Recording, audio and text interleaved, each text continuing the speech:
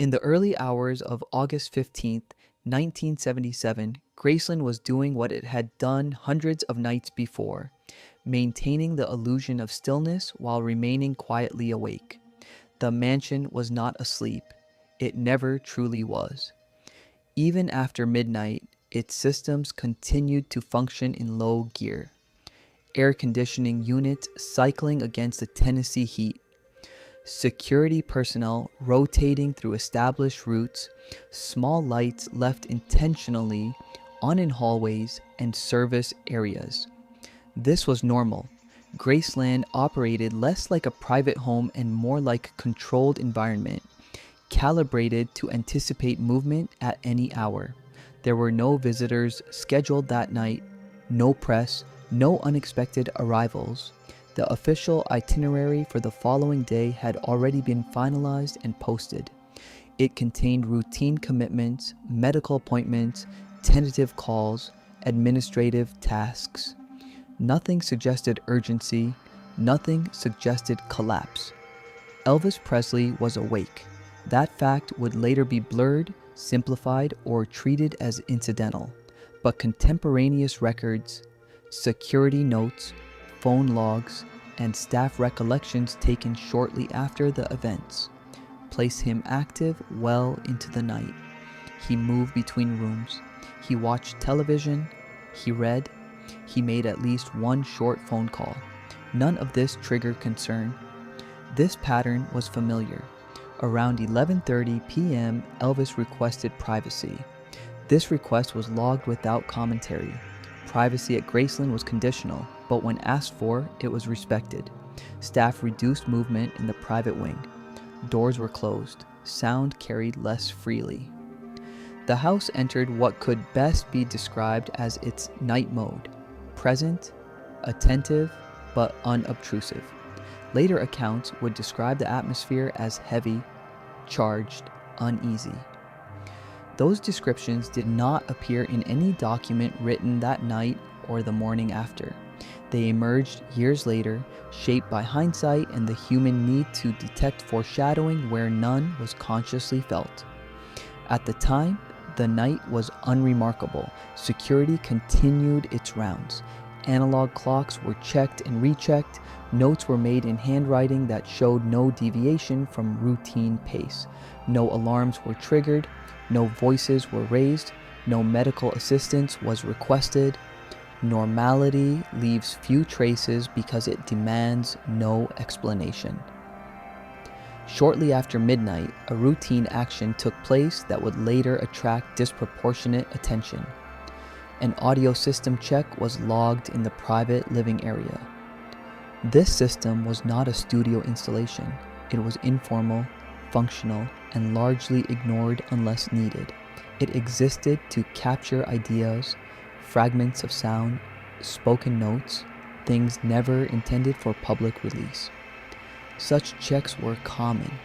They rarely produced lasting material. Test recordings were typically erased immediately, sometimes without a note. This one was logged. At the time, it meant nothing. No one flagged it. No one commented on it. The system check was just another small maintenance act in a house that relied on many. What matters is not what anyone thought in that moment, but what no one thought to preserve. In the hours before dawn, Graceland remained stable. The environment did not change. The routines did not fracture. Staff assumed the night would end the way so many others had, quietly, predictably, without consequence. History did not announce itself. Only later would this night be isolated, examined, and burdened with meaning. Only later would its smallest details begin to feel disproportionately significant. Only later would the idea emerge that something ordinary had occurred inside an extraordinary context, and that its record, however minor, had failed to survive. At the time, there was no sense of finality. There was only a house functioning as designed, a man awake inside it, and a system doing exactly what it had always done, leaving behind a trace that no one yet understood they would someday look for. By the summer of 1977, the public image of Elvis Presley still functioned as designed. Performances continued, contracts remained active, appearances were scheduled, postponed, rescheduled, and announced again. From the outside, the system appeared intact. Internally, it was under strain. This strain did not present itself as a single, visible collapse. It manifested as fragmentation, sleep broken into irregular cycles, energy arriving in unpredictable waves, focus narrowing and widening without warning. Medical oversight existed, but it was reactive rather than stabilizing. Prescriptions overlapped. Adjustments were frequent. The margin for error grew thinner with time. None of this was hidden from those closest to him. Staff members later described a man who could appear clear and engaged one moment, withdrawn the next. Conversations could shift tone without obvious cause. He read obsessively, not casually. Medical journals, spiritual texts, technical material.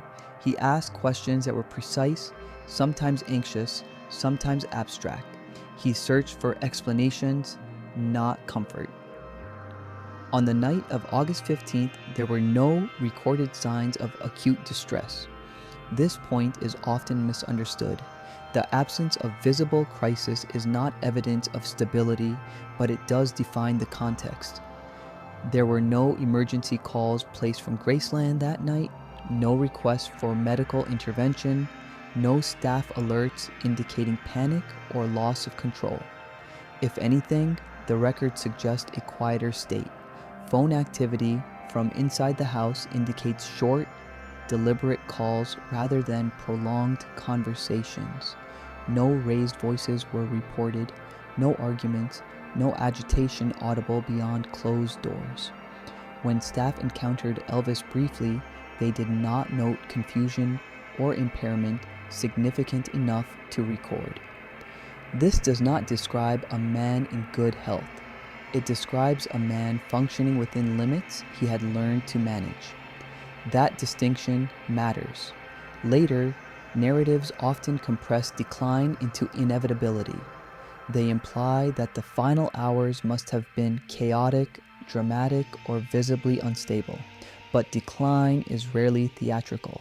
More often, it settles into a deceptive calm, a plateau that feels survivable, a pause that convinces everyone nearby that tomorrow will still arrive as scheduled. That night occupied such a pause. Emotionally, Elvis was isolated, but not alone. The house was staffed. The systems were active. He had access to communication, to information, to tools. What he lacked was insulation from his own awareness. He knew his condition. He knew the pressures surrounding him. He knew how closely his private state was being managed to preserve a public narrative. This awareness can produce a specific psychological environment, controlled, reflective, restrained. If a recording was made that night, it would have been shaped by this environment. Not a cry for help, not a breakdown, more likely a moment of quiet articulation, testing a thought, clarifying a feeling, or simply occupying silence with sound. Such recordings are common among people under sustained pressure. They are not meant for audiences.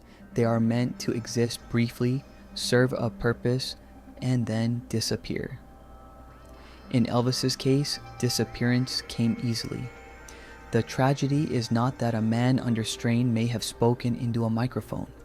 The tragedy is that we do not know whether he did, and that the systems designed to document his environment left just enough evidence to suggest the possibility without confirming it. Mental states leave no physical trace unless they are recorded. And recordings, when they exist at the wrong moment, can become liabilities rather than insights. By the time the sun rose over Graceland, the internal state of the man inside it would no longer matter to official timelines. It would be summarized, sanitized, and folded into cause of death language. But during the night itself, Before conclusion hardened into narrative, his mental and physical state was neither dramatic nor invisible. It was present, contained, and capable of leaving behind a record that would not survive the morning. Graceland in 1977 functioned as a hybrid space, part private residence, part operational system. This duality shaped everything inside it, from daily routines to the way technology was deployed and maintained.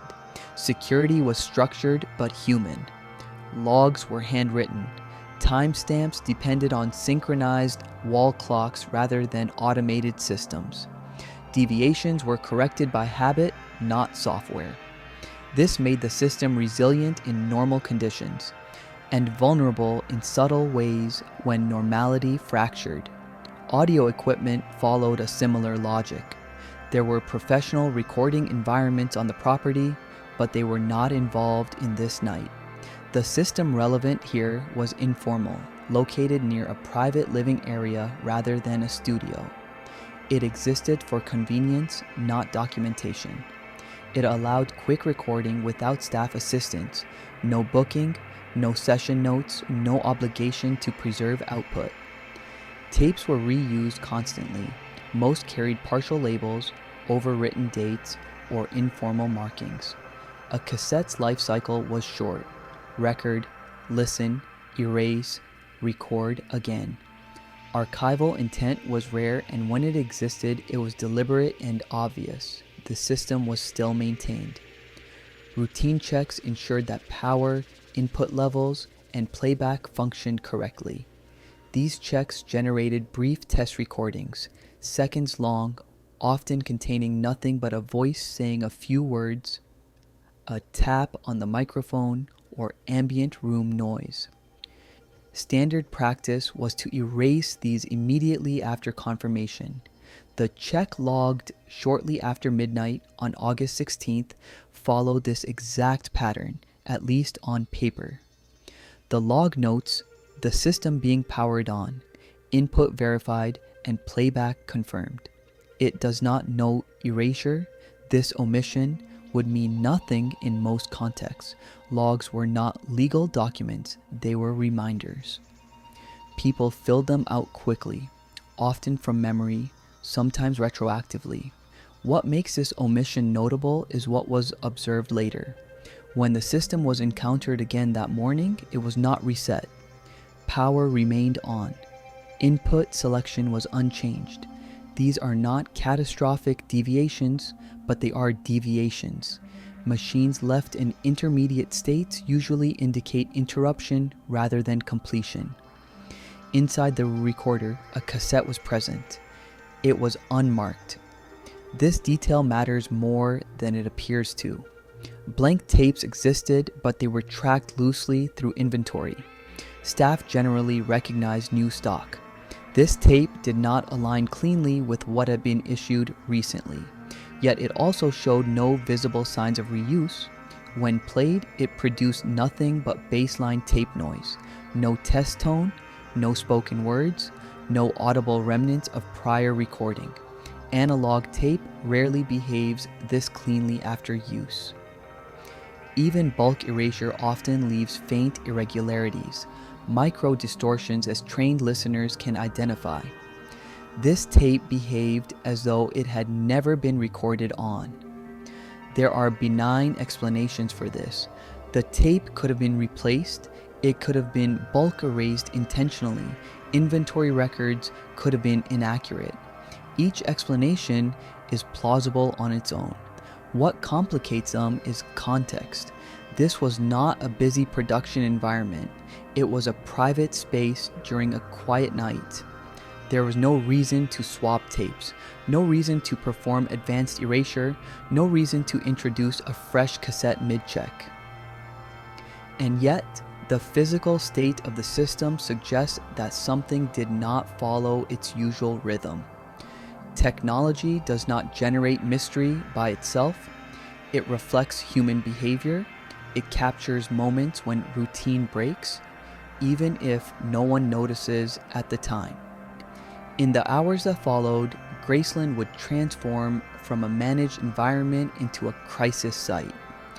Once that happened, the system's prior state became irrelevant. Attention moved elsewhere.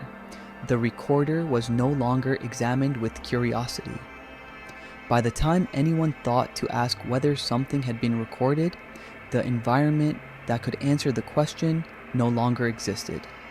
What remained was a log without closure, a tape without history, and a setup that hinted, quietly, that a normal process had been interrupted and then corrected without explanation, not dramatically, not suspiciously, just thoroughly enough to leave no record behind. The first anomaly did not announce itself as a problem. It presented as a detail too small to interrupt routine. In the early morning hours, before dawn but after midnight, Graceland continued to operate under its standard assumptions. Security rounds were completed at regular intervals. Interior corridors were checked without urgency. The house remained quiet, stable, and internally consistent. Nothing demanded attention. It was only later, during reconstruction, that the first deviation became visible.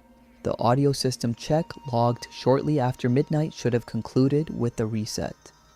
That reset did not occur. The recorder remained powered on. The input selector was left active. These are not errors that trigger alarms. They are the kinds of oversights that happen when a process is interrupted mid-flow. Interruption implies presence. Someone was there, someone initiated the check, someone interacted with the system beyond a purely mechanical test, and then something shifted. Attention moved elsewhere, or the purpose of the interaction changed. Later that morning, when the cassette was examined, its condition raised a quiet red flag. The tape was blank in a way that analog media rarely is. There was no evidence of partial recording, no residual noise patterns inconsistent with unused stock, no audible ghosting, no uneven magnetic behavior. It behaved as though it had never been inside a recorder. Yet inventory tracking did not support the introduction of a new tape at that hour. This is where the anomaly solidifies. If nothing had been recorded, the system should have been reset and the tape removed or reused later. If something had been recorded and erased casually, the tape should have retained artifacts. If the tape had been swapped, there should have been a reason, however minor, to do so. None of those reasons appear in any contemporaneous account. The anomaly is not the absence of sound. It is the mismatch between procedure and outcome. Additionally, the timing matters. Security logs place a patrol in proximity to the private living area within the same window as the system's active state. The guard reported nothing unusual. No voices, no mechanical noise beyond ambient systems. This is often cited as proof that nothing occurred. But recording does not require audible disruption. A voice spoken close to a microphone behind closed doors at low volume would not carry into hallways, especially in a building designed to absorb sound, especially during a night when silence was expected and therefore unremarkable. The anomaly, then, is not a dramatic event. It is a negative space, a place where an action should have left residue but did not. These kinds of anomalies are often dismissed because they lack spectacle. They do not align with narratives of crisis or revelation. They are technical, procedural, easy to overlook, but they are also the most reliable indicators that something diverged briefly from routine. No report written that week labeled this a problem. No investigation was opened. The house had more urgent matters to contend with. Attention shifted to medical response, notifications, and containment of information. The anomaly survived only as an unresolved detail in a system that would soon stop caring about resolution. And that is often how enduring mysteries begin, not with loud disruptions, but with the quiet failure of a process that was supposed to end cleanly. The tape was blank, the system was left on, the log had no closure. Individually, these facts mean little. Together, they form the first crack in the official smoothness of the night, a crack small enough to ignore, but once seen, impossible to fully seal. Official timelines are designed to stabilize events. They compress uncertainty into sequence, remove overlap, and present a chain that appears inevitable in hindsight. The timeline of Elvis Presley's final night follows this pattern precisely. On paper, it is clean. Elvis is last seen alive during the early morning hours. He retires. The house quiets. Hours pass. He is found later that morning. Medical response follows. Notifications are made. The narrative advances without friction. What complicates this structure are the clocks. Graceland did not operate on a single synchronized time source.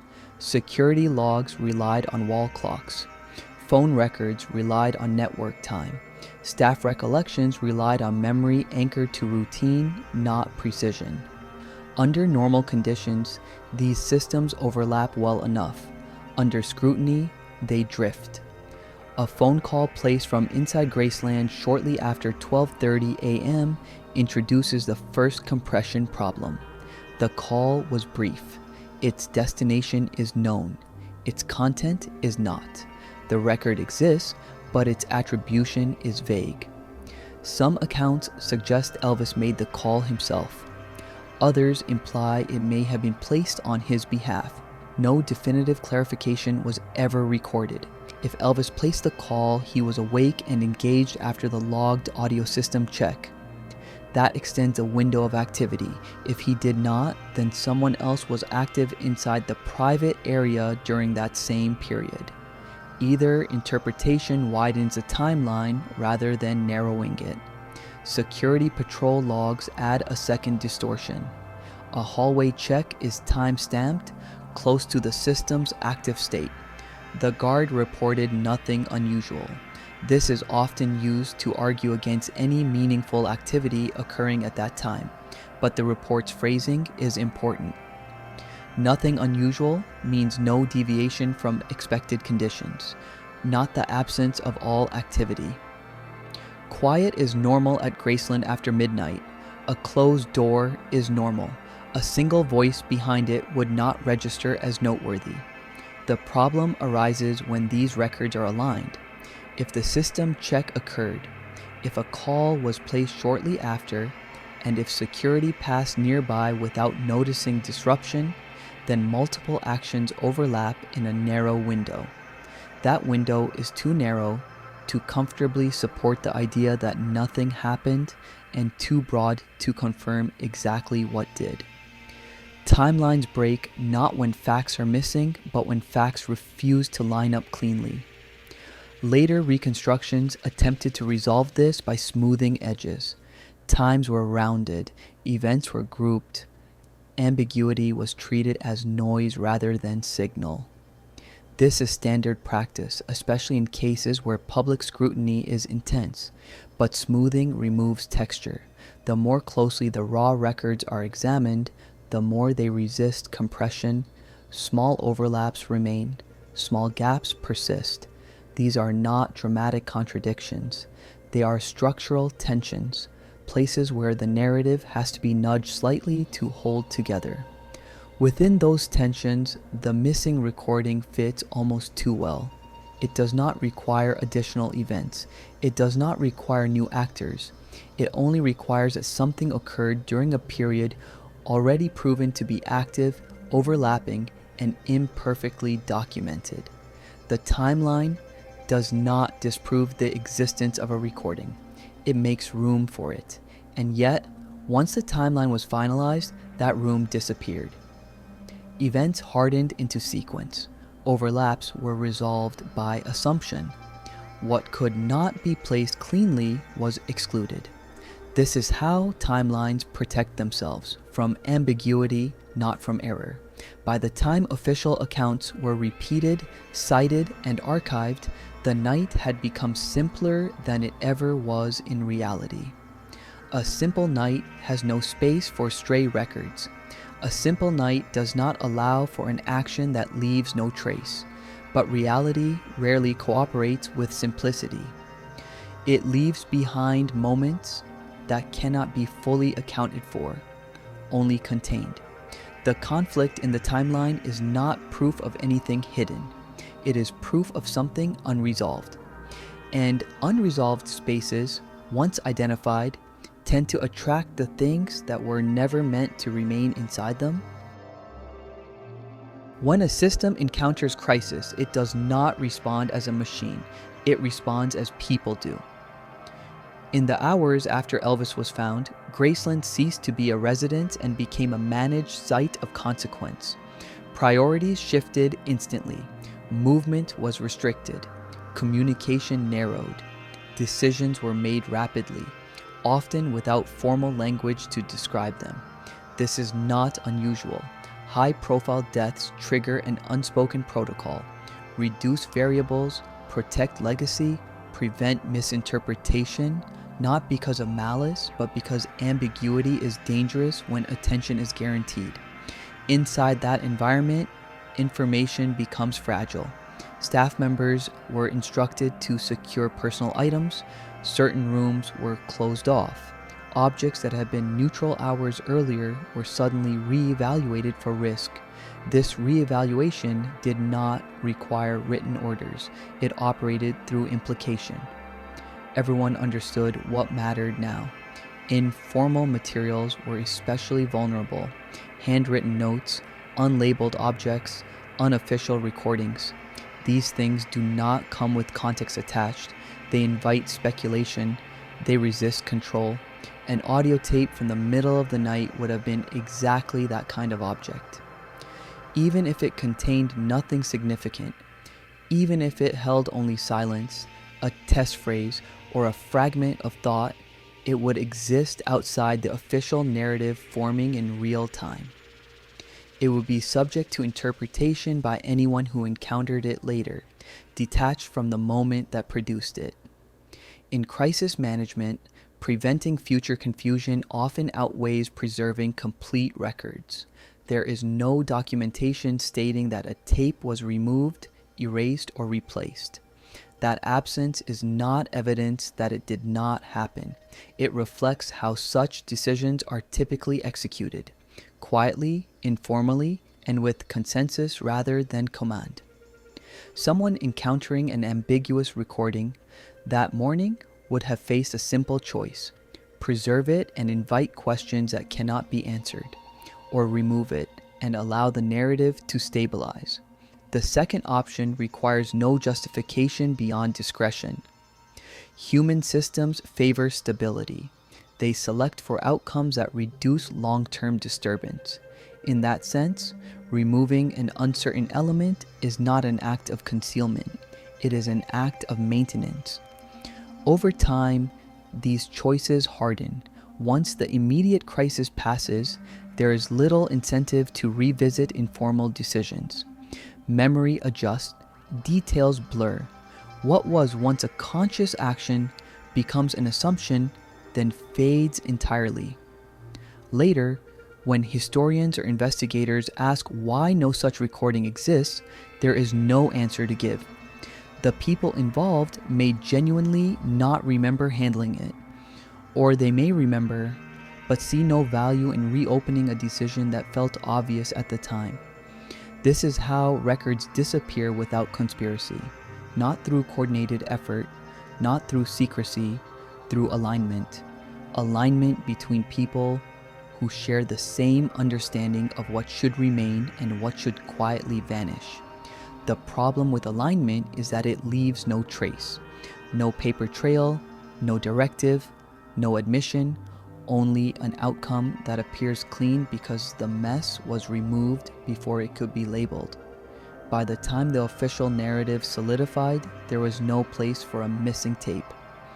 The story had moved past the night itself. It focused on cause, consequence, and legacy. The hours before dawn became background. Whatever decisions were made in those hours were absorbed into silence. Human judgment is rarely documented when it feels self-evident. And in moments like these, self-evidence becomes a powerful eraser. What remains is not proof of intent, but proof of discretion exercised under pressure. And discretion, once applied, is almost impossible to reverse. Every investigation has a center of gravity. In this one, it is not a body, a witness, or a document, but an object that should exist and does not. The missing audio record from the early hours of August 16th is not notable because it is unique. It is notable because it is absent in an environment where almost nothing else is. Across decades, countless personal items connected to that night have surfaced. Clothing, notes, furniture, medical documents, audio fragments from other dates, informal recordings made for no clear purpose at all. The archival density surrounding the final years is unusually high. Against that background, a single gap becomes conspicuous. The window is narrow, minutes, not hours. A routine system interaction that generated a log but failed to generate a surviving artifact. The precision of that window removes many easy explanations. Objects go missing all the time. Objects tied to specific procedural moments do not vanish as easily. If a recording existed, it was likely short, possibly incomplete, possibly unremarkable. It may not have been a message in any conventional sense. It may have been closer to a gesture, testing sound, articulating a thought, or simply occupying silence. These kinds of recordings are common among people who live under constant observation. They create private spaces that exist only for seconds, spaces not meant to endure. The problem is timing. Once a night crossed into morning, nothing from that private space could remain neutral. Meaning was retroactively assigned. Anything tied to the final hours became evidence, regardless of content. A tape that might have been erased automatically on any other night suddenly carried weight it was never designed to bear, and so the record disappears without trace. Not stolen, not leaked, not cataloged. It does not reappear in estate inventories. It does not surface in private sales. No former staff member produces it decades later as a revelation. This kind of silence is unusual in a culture where artifacts tend to migrate outward over time.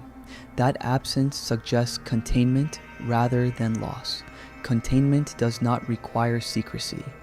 It requires agreement, often unspoken, that something should not move forward into the future, that it should stop where it is.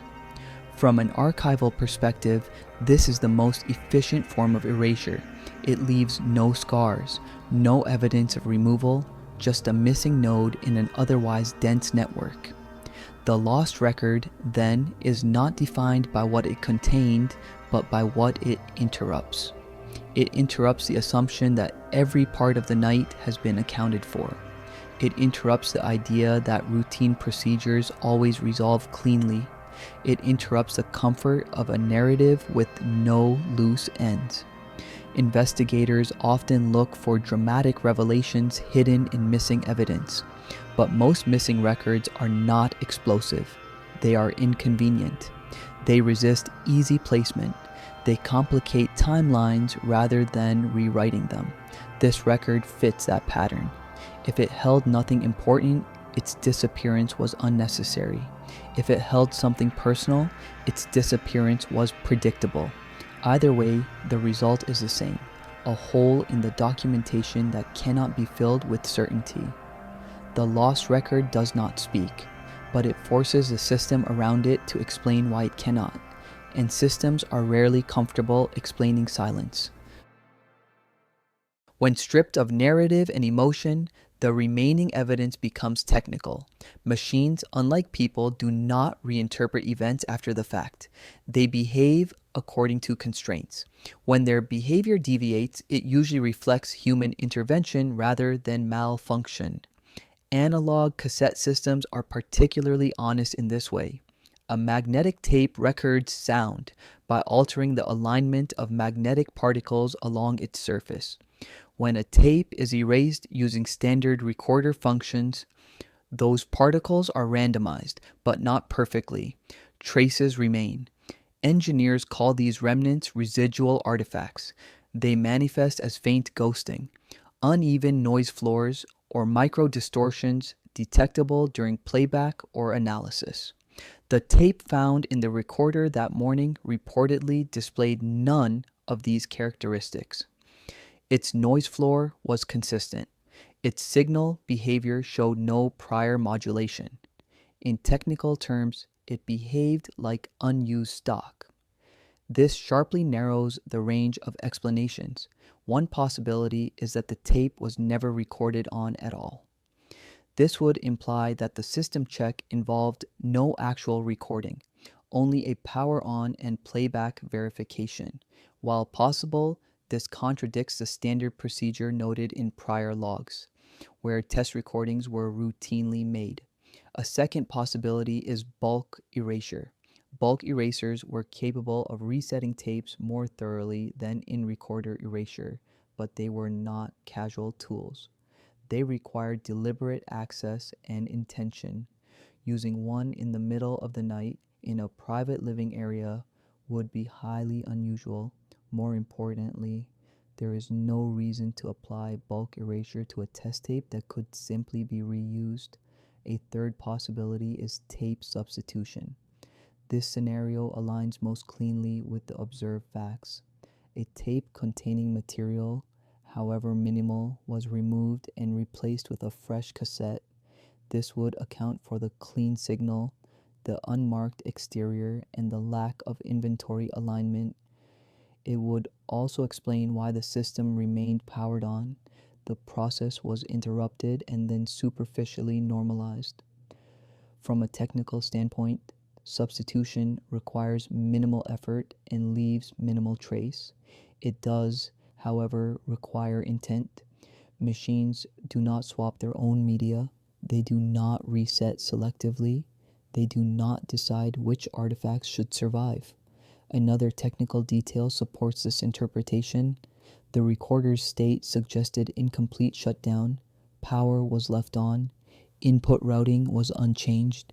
These conditions often result from human interruption, attention diverted, priorities shifted, or the task abandoned mid-process. In controlled environments, such states are rare unless something external redirects focus. Technology reflects the moment it is left behind. If nothing significant had occurred, the system would likely have been returned to baseline. That was habit. That was muscle memory. Deviations from habit indicate disruption, not carelessness. Critically, none of this requires a dramatic explanation. No hidden messages, no coded statements, no final confessions. The technical evidence supports something far simpler. A brief interaction occurred, produced an ambiguous artifact, and that artifact was removed because ambiguity became unacceptable once the context changed. From an engineering perspective, this is a low-energy solution to a high uncertainty problem. Remove the variable.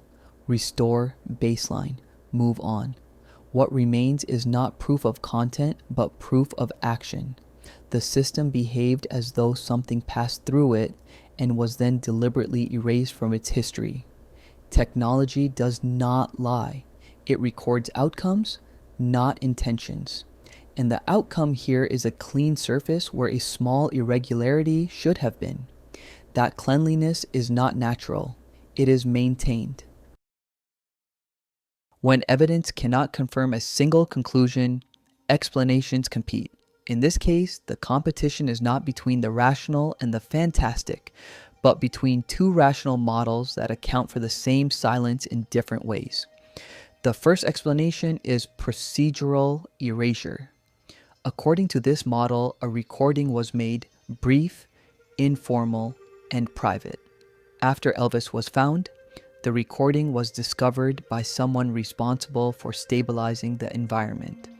Faced with an object that had no official status and no clear interpretive frame, a decision was made to remove it from circulation. The tape was erased or replaced. The system was left in a neutral state. The night's narrative was allowed to simplify. This explanation aligns with known human behavior under pressure. It requires no conspiracy, no secrecy, and no shared agenda beyond risk avoidance. It also explains the technical cleanliness of the tape and the lack of documentation.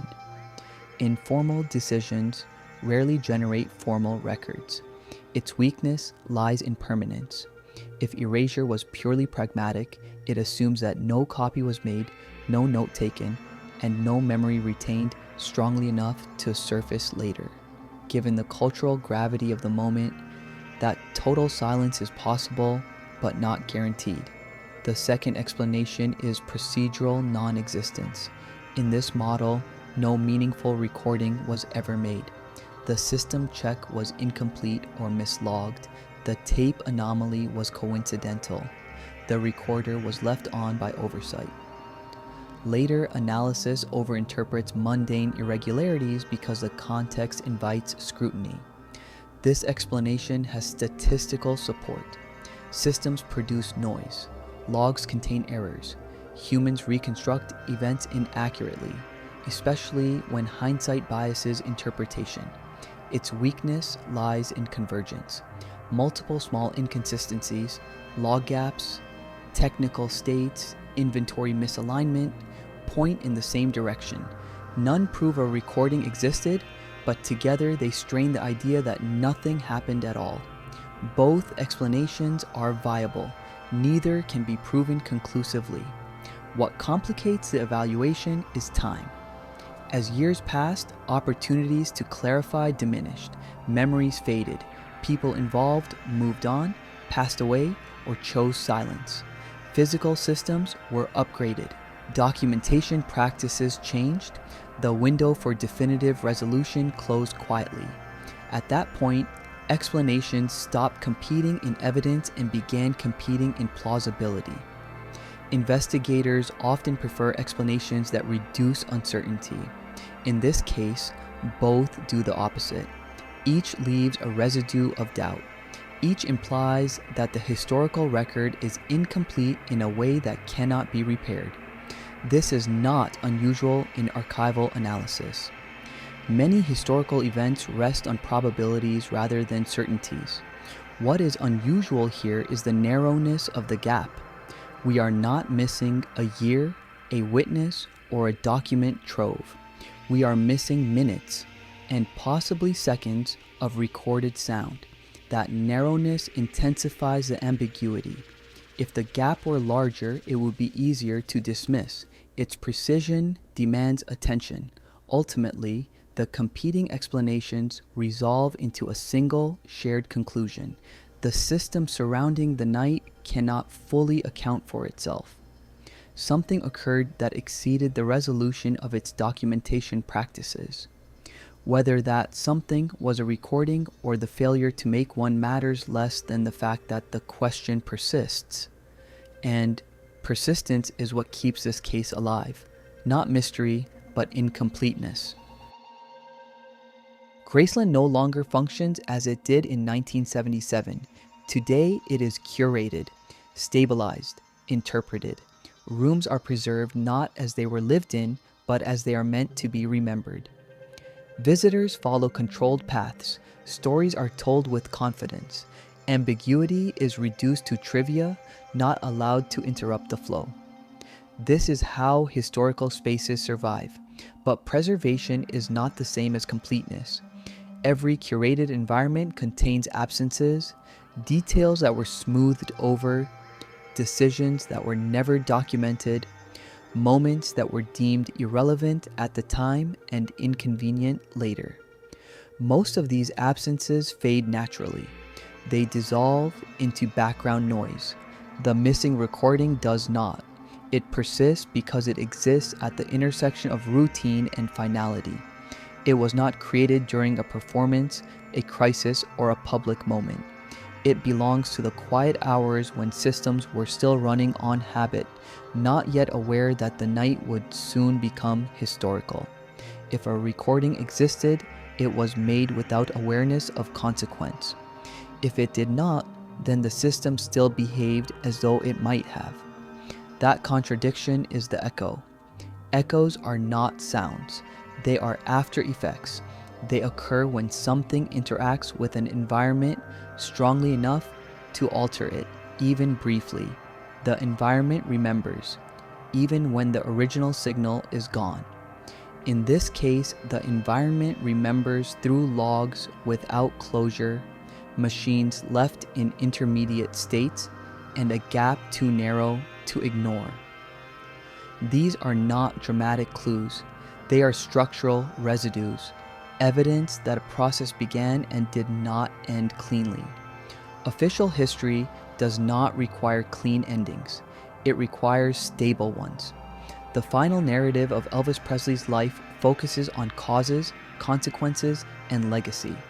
It does not linger on the night itself. The hours before dawn are treated as a transition, not a subject. That choice is understandable. Endless examination of private moments rarely adds clarity, but sometimes it adds honesty. The question this story leaves behind is not sensational. It does not ask what was said, confessed, or revealed. It asks something simpler and more unsettling. Why does a system built on routine remember an action it cannot account for? If nothing happened, the trace should not exist. If something happened, the trace should not be this clean. Between those two statements lies a silence that has never been fully explained. Perhaps a tape was removed and forgotten because it did not matter. Perhaps nothing was recorded and meaning has been projected backward into absence. Perhaps the truth sits somewhere between intent and accident, too small to record and too awkward to ignore. What remains undeniable is this: history is not just shaped by what is preserved, but by what is quietly allowed to disappear.